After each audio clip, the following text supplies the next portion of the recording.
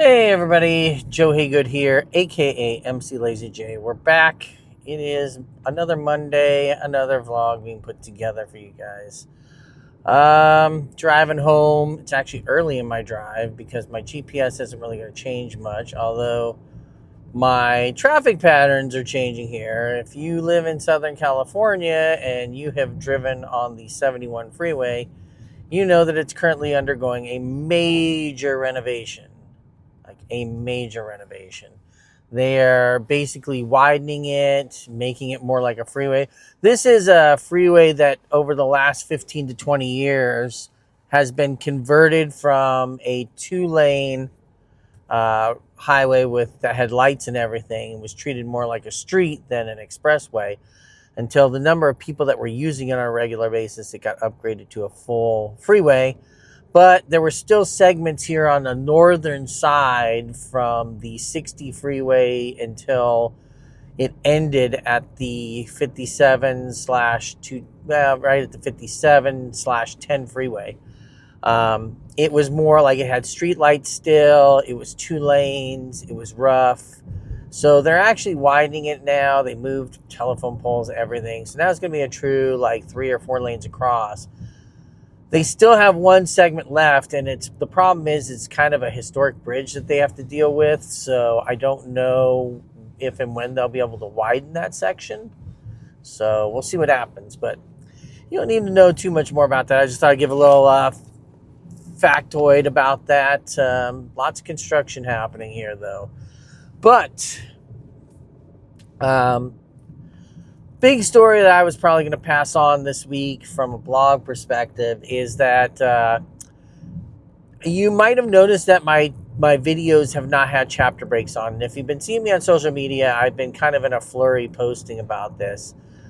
But about a week or so ago, I had an issue when I was streaming and I couldn't really connect to YouTube. Like the connection was just timing out. I thought it was like a connection, like an issue at work, but all my internet issues checked out. My router was passing traffic normally. Did some packet sniffing. Didn't see anything out of the ordinary. But it was just when I was streaming, it was just like dropping frames immediately. Like it wouldn't even show that the stream was connected to YouTube. It was so bad. And it was really weird. But it didn't persist after that. I kind of waited, gave it some time. That's why I didn't stream the past weekend. Because I didn't know what was going on. I wanted to give it some time to kind of... I came back to it, and I started noticing as of the following Monday, when I came back to work last week and started streaming, I noticed that the streams I was creating... Oh, I see. So this stays over here for a lot longer now. Okay. And my ramp's going to be closed on and off sporadically. Probably not during the time I'm going to use it. I noticed that my videos were getting shorter, and they weren't by any specific time. It just seemed like I had one where like it seemed like 8 minutes of video disappeared. But the one that I started focusing on was last week I streamed Dragon Age, I think on Wednesday or Thursday at lunch. And I noticed that one specifically when I finished streaming, and I have a screenshot of it, and it was on all my socials if you look at it. The stream ended, and I looked on YouTube, and sure enough, YouTube verified it was 1 hour, 10 minutes, 32 seconds.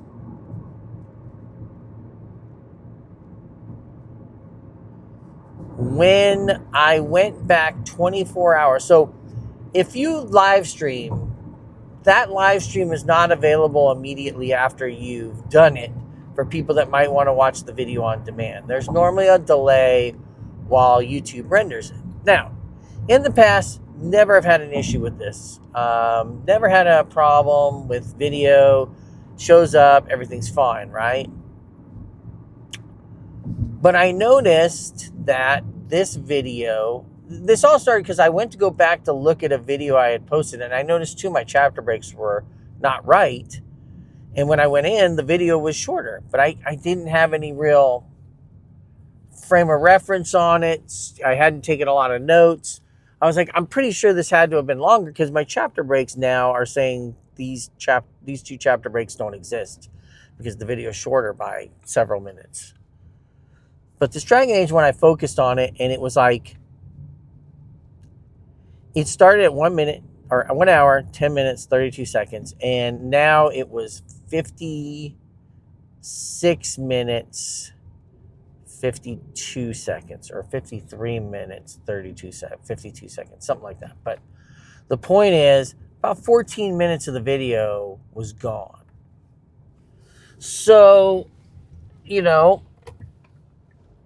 I asked around a little bit, didn't get any answer. Tried to contact somebody at YouTube, but of course, I can't get any support out of YouTube because, I don't have 1 million plus followers. So, I'm basically a scrub that can't get any support. So, their solution is submit something to the community and you'll get a response. Well, I never got a response. It's now been 3 or 4 days.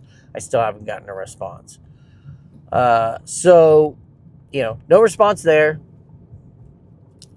I've posted on socials. Nobody's giving me a response. I've tried tagging YouTube in it. No response. So I went through and decided to watch the video in its entirety just to kind of figure out what was going on. And it seems like there's a section maybe 30 minutes in where I only noticed this because I was literally starting a boss battle. And I see the boss with full health, full shield bar in one frame. And the next, he has no shield bar and half health. And I'm like, wait, that's not right. Like literally the video there's a clip where it just goes, it's like you're watching it and then it's like this jarring cut to like 13 minutes later, and all of a sudden it's like, wait a minute, there's a huge chunk of this boss fight that's like gone. It's just completely gone, and I don't know what happened. Now, I know a lot of people in the past have said, hey, archive your video, record it so you can post it. But I'm like, I've never had this issue before. It's really weird. And now it's been consistent. Every stream I've had for the last week when I've done it has come up shorter by several minutes. So moving forward until I can see the problem gets resolved, I will be recording all the streams and I will be posting those recorded files either the day of or the day after. I will remove the streaming stuff from the playlists just because there's no point in being in the playlist, because otherwise I'm going to have a duplicate entry. It's not going to make sense. People are going to be like, why is this video in here again? But it's a different length.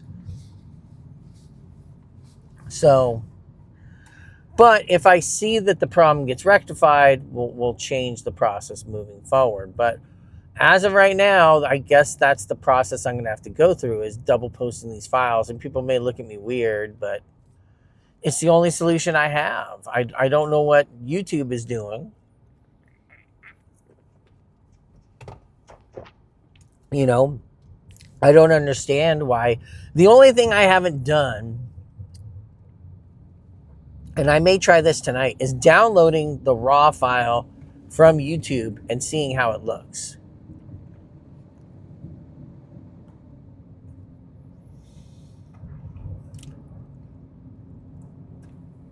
But as of today, right now, the stream I did today that was an hour and 7 minutes, it shows in YouTube on the back end as an hour and 7 minutes, or hour and 6 minutes and some odd seconds. Will it say that tomorrow? I don't know. I posted my video file, so that should stay the same. Actually, it's like 30 seconds smaller because I forgot to hit the record button for like 30 seconds into the stream. So I had to shift all my timestamps accordingly. But for the most part, that video is right. So it should stay the same length all the way through. And actually, it's posted right now, so I know it has stayed the length that I have uploaded. So I don't know what's happening there, but I just thought I'd explain that. If you see double videos from me, that's why. It's not me being crazy trying to rack up extra views. But, yeah. I guess I should also mention, hey, if you've gotten it this far into the video, and some of you do, some of you don't, I probably should have said this in the beginning, but hey, if you're watching this, I would love it if you would like, follow, and subscribe if you're enjoying the content. If you're not, I get it. That's all right. You give it a shot. That's all I can ask.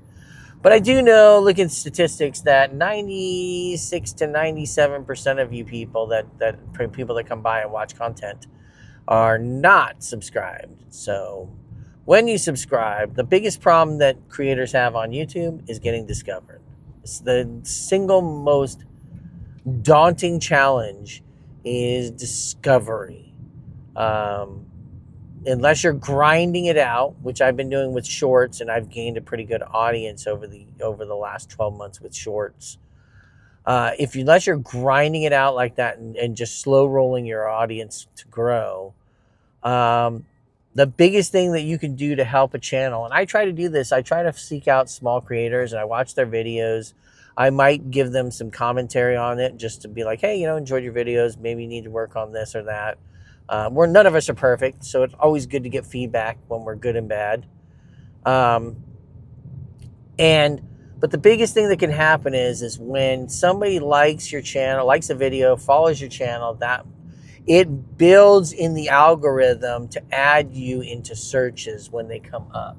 And the more that happens, the farther you move up the channel when you're getting viewed and everything, or your videos get recommended because you have a growing following. So it always helps if you're enjoying the content. And like I said, that's the key.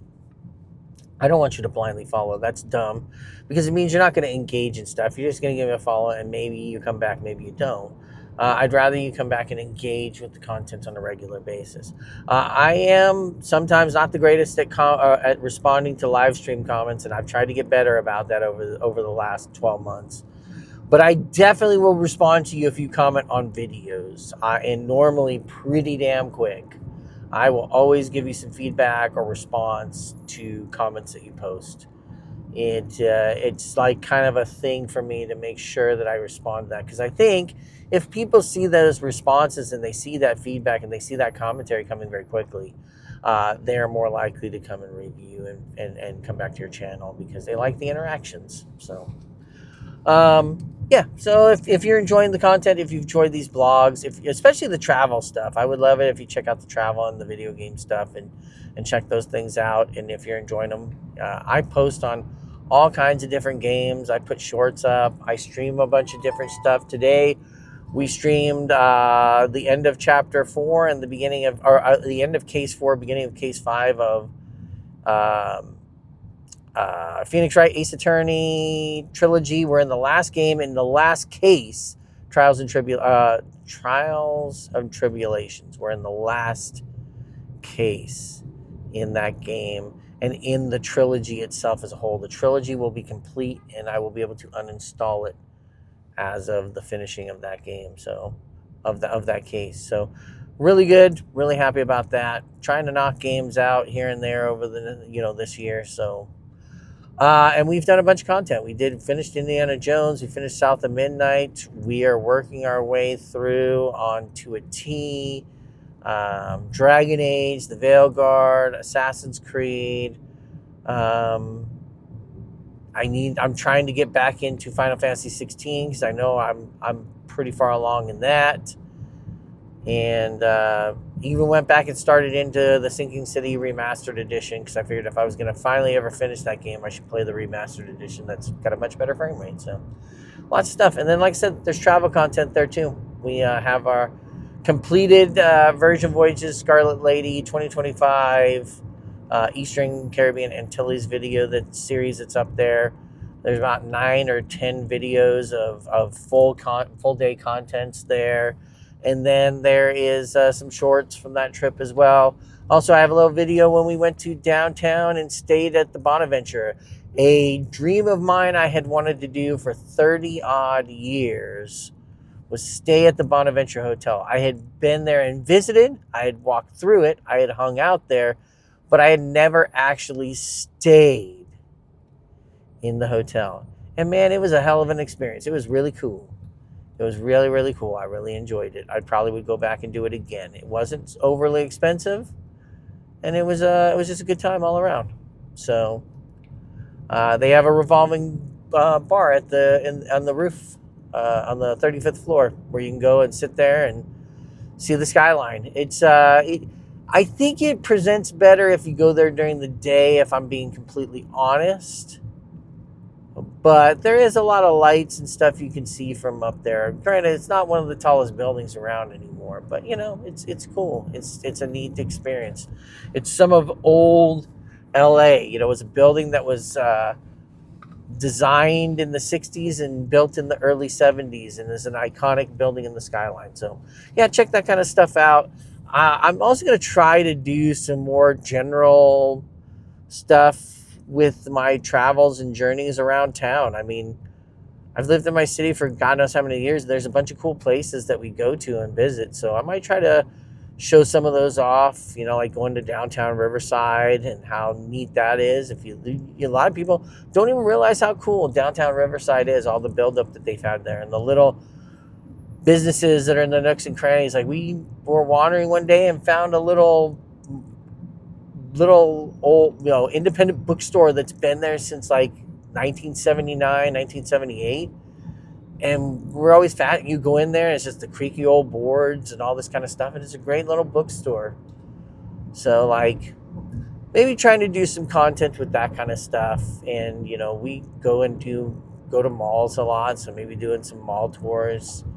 But yeah, just trying to put some content together like that. I think would be pretty cool. So anyways, that's enough there. So we haven't, like I said, beyond nearly completing Trials and Tribulations, which is the third game in the Phoenix Wright Ace Attorney trilogy. Now, granted, there's like two more Ace Attorney trilogies, the Ace Attorney Investigations trilogy, and then there's another one, Apollo Justice trilogy.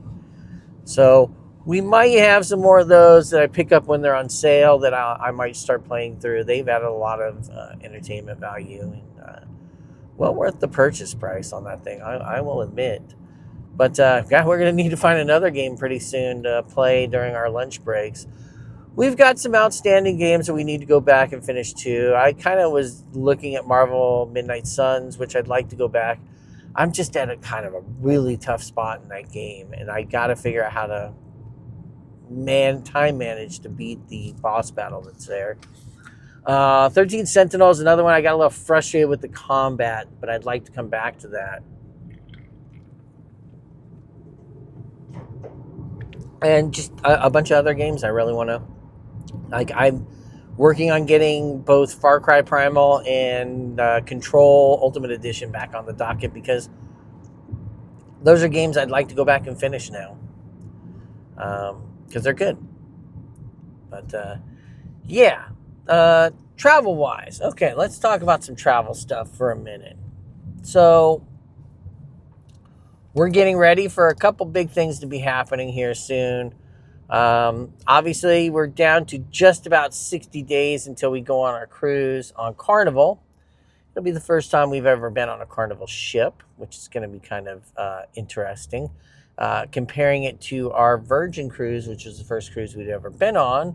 There's some people that say, hey, you got spoiled by Virgin. Nothing's going to feel the same when you go on another cruise. We'll see. This is a shorter cruise. It's only going to take us to Catalina, Ensenada, and a sea day. So pretty short. We'll have our embarkation. We'll be in Catalina Island on day 2, Ensenada day 3. Day 4 will be a sea day. We can just relax, catch some sun, have some drinks, whatever. And then we'll be back in port on Thursday. So we leave Sunday, come back on Thursday. So it'll be a little short turnaround. But yeah, we're about 60 days out. There is another content creator, Ruben Poon, who's on that cruise as well. And I've kind of talked with him, so we might try to do like a little collab for each other. Put some stuff on his. I'll be on his channel, maybe he'll be on mine, etc., etc. We kind of do our content in different ways. His is more post-production voiceover and kind of content like that, whereas I'm more live capture content. And I'll do voiceover when I need to, but I try to let the content and us speak about it while we're there. Content creation is going to be interesting with that one because both myself, it'll be me and my wife again doing commentary, but like I said, my son and his girlfriend will be on the cruise, so I don't know if I think Seth has said he'll want to be on the channel and do some content, so we might mic him up as well. We'll kind of work with mics and stuff like that. It's going to be creative is, I guess, the proper word that we'll use. Being creative with the mics. But yeah, that's going to be fun. We get to do our registration the end of August. I thought that was weird. It's only like 15 days before you get on the ship. I know with Virgin, I'm 430 days plus out, and I am already registered and have a boarding time and everything. I've already put my passport details in, etc., etc., etc. So, the other big trip, obviously, that we're working on right now is the Japan trip. I am in the process, slowly, of trying to start building. I've been adding attractions that we want to go do and trying to figure out days where that content can go or those places can go. Like, we know Akihabara is going to be a big chunk of time for what we want to do. There's so much there that both myself and my wife want to see, right? Odaiba is going to be a weird big day for us because we do want to go to like Small Worlds and Team Lab Planets and Diver City to go to the Unicorn Gundam statue and the Fuji observation deck while we're there, the Statue of Liberty in the park in Toyotsu Park, I think is what it's called.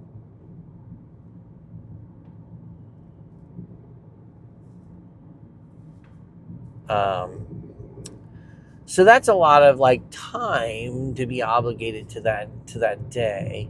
Like Akihabara is going to be a big one. But then we'll have some where it's like, hey, we might be able to combine like Asakusa and like Ginza and maybe Ikebukuro in like one day. We might be able to combine Harajuku and Shibuya in like one day and maybe even mix in like going to the Starbucks coffee roasters place, doing that early in the morning and maybe doing the book stuff too, or earlier in the day, so we can kind of wind our way through that. We've got Tokyo Disneyland that's probably going to take up a whole day. We're going to try to get there as early as we can to get in line, because if you've ever seen the line to Tokyo Disney, it's a thing. It's a real thing.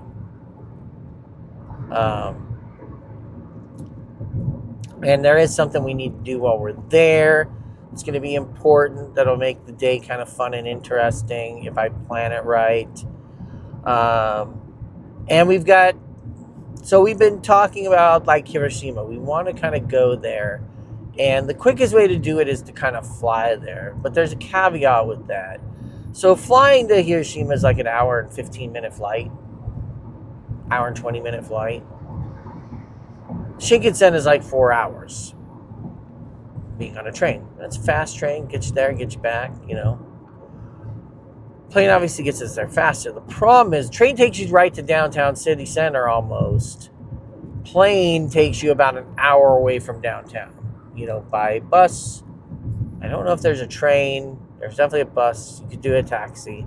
But you're looking at 50 minutes to an hour to get to downtown. So it changes our logistics for Hiroshima a bit. Not in a bad way necessarily, just in a way we weren't expecting. So it's like, like I was trying to figure like, hey, top things we want to do in Hiroshima. Obviously the Peace Museum, the Peace Park, the Atomic Bomb Dome building, right? Those are like no-brainers. We also want to go to the observation deck where you can put the paper crane into the side of the building, which is kind of neat.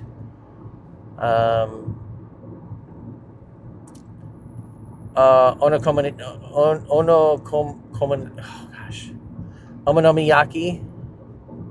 Okonomiyaki, that's what I'm trying to say, which is the kind of Japanese, savory, kind of pancakey looking dish that, is made with like egg and soba noodles and uh, maybe some beef or chicken or seafood. I know there's like some bean sprouts that can be in it. Maybe we can get that out. I don't know. Normally topped with a lot of green onions. And there's like an okonomiyaki sauce. It's kind of this savory, sweet sauce that'll go on the top. But it's like a unique staple in like Hiroshima. They have like their own way that they do this. And it's very unique to Hiroshima. So that's on that list. Now, the other thing we had talked about doing was there's a very, very, very famous torii gate in Hiroshima on this island. You have to take a ferry to get there. And then once you get off the ferry, there's this gate that's not too far away. It's a torii gate. And the reason it's so famous is that when the tide comes in, it looks like it's floating on top of the water. When the tide goes out, you realize like, oh no, it's just that it's buried into the ground and the tide comes in and covers up the moorings and everything. It makes it look like it's floating. I don't know if we can get there in time to make that happen. So we'll have to see. We have to see where we're at with all that when we get there. But we've kind of like there's a lot of cultural and historical significance of going there. My hope is that we will get to go back to Japan in general and do more of things outside Tokyo. Like, hey, we're going to spend like 3 or 4 days in Osaka and maybe do like a couple days in Tokyo and maybe try to go to some other regions to enjoy what Japan has to offer culturally. But the truth is, right now our trip's kind of focused on Tokyo. And so we're trying to pick one thing that we can do. Now, we were kind of broached the subject the other day where we had originally, months and months ago, we had talked about, hey, we'll do a day in like Osaka before we change to Hiroshima because it's like, oh, that's a pretty cool place and it's not too far by plane. So, and the idea is we can get super cheap seats because it's not like we're going to bring baggage or anything. The biggest thing I might spend money on is making sure we can sit next to one another, but that's about it. And there's a lot of low-cost airlines that you can get tickets on. So, anyways, the point that I am making is that, we're looking to plan this out. We're trying to put in the days. I'm kind of getting the list of all the items we need to see and then looking on a map to kind of line up where we can make all this stuff happen. Because the good thing is, like Shinjuku, we can nail a lot of stuff like our first day. We're going to be jet lagged, but the problem is you don't want to fall asleep too early on that day because you want to make sure that you sleep at the right time and wake up at the right time. So, we're working on it. We're trying to make it work right. So, the point I'm getting at is that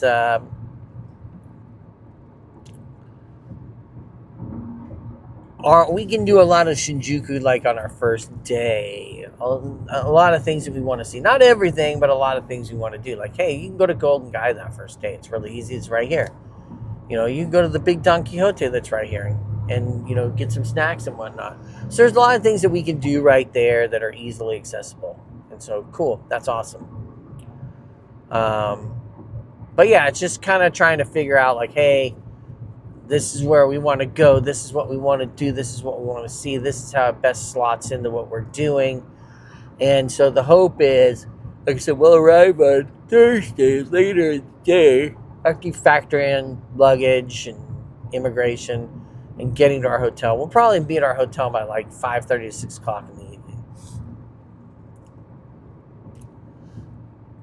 So the idea and the hope is at that point, hey, no problem. We'll get there and then we can be like, we'll probably be exhausted, but the idea is going to be like, hey, let's go out and get some food.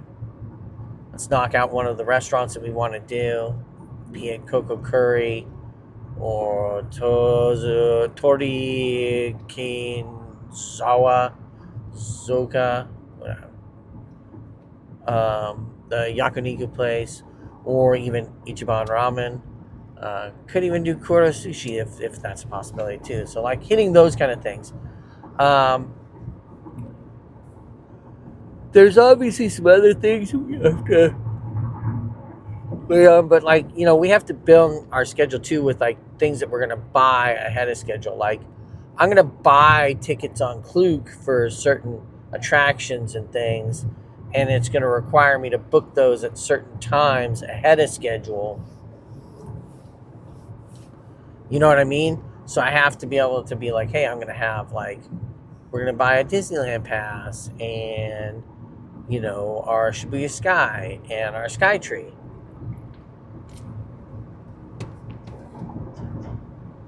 Team Lab Planets. And Small Worlds. So like we're going to book one of those. And we might even book our kimono rental through there too.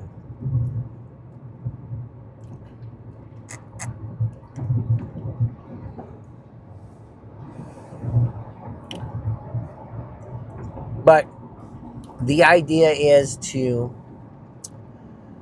be able to go into the later half of this year, maybe as we move towards like November, October, actually, probably October into November, having everything planned out. So when we go and buy all of our passes and we order all this stuff and we make it happen, that we can get the slots that we want, because it's like everything, even though you're buying it through Klook,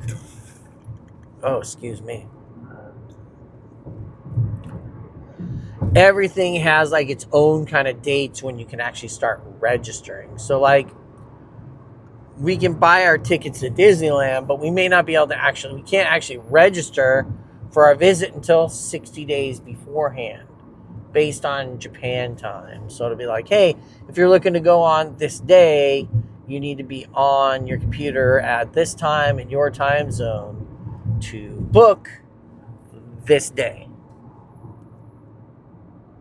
And once it's done, it's like, oh, cool, easy, awesome, everything's great. You just, and the same, like for Disneyland, it's 2 months ahead of schedule. For Shibuya Sky, I believe it's a month ahead of schedule you can book it. So like each one kind of has this kind of period. So we're going to be constantly bouncing in and out trying to figure those out. So that's why having those days is important. But we might have to flip some stuff around where it's like, this is going to have to happen this day now. And this is going to have to happen over here. Blah, blah, blah, blah, blah. There's a lot of things I can flip around. But like once the certain things start getting set in stone, it's like, well, these are set in stone.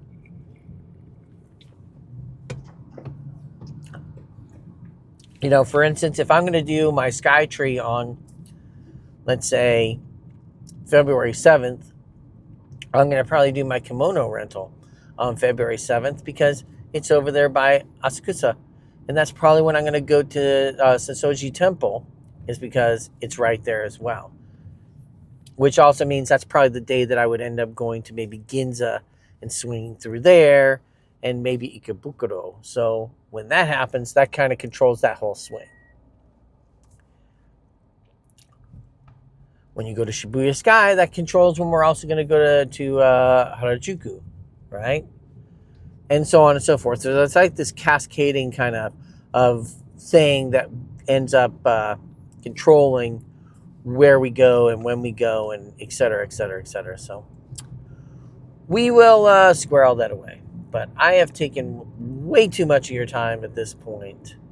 But I do appreciate it. If you've gotten to this point in the video and you've been able to listen to me drone on for 30 plus minutes, you are impressive, my friends. But yes, that will do it for us today. Thank you, anybody that's watching, anybody that's gotten to this point. Commendations to you. If you have any tips, tricks, suggestions on any of the destinations we're talking about, if you've got video games you want to see on the stream, let me know. I will try to work them in if I own them. Or I might tell you, hey, I've already played that and I have an archive of it over here. And if you have suggestions on what to do in Ensenada, please post them. And if you have suggestions of things to do in Tokyo, I don't need to hear about Fukuoka or, any of these other places. We're going to be in Tokyo for the primary part. So if you want to give us some tips on Hiroshima, Tokyo, that would be appreciated very much. And we'll just keep updating you as we get more travel plans put together. We still have another cruise for next year as well in September that we have booked. There's always a possibility that we might do like a Palm Springs or a Vegas excursion at some point next year too, which will be kind of cool. Because it's like Palm Springs and Vegas are easy for us. Palm Springs is literally an hour from our house. And Vegas, if we fly, is like an hour. And if we drive, it's like 4 hours. But it's not a terrible drive. And it goes fairly quickly. So it just gives us more things we can talk about and put in here. It's funny. My wife's really excited about doing the Japan stuff. She's like, we definitely need more video of that next trip because we didn't have enough this time for Virgin. I was like, wow, okay, yeah, we'll make sure. So we'll definitely have more content on Carnival. We will definitely have more content for Japan. I might even split those into multiple blogs for each day, just depending on how much content we have. So, but yeah, till next time, thanks everybody for watching. Have a great afternoon, morning, evening, wherever you're at. We will see you next time. Bye now.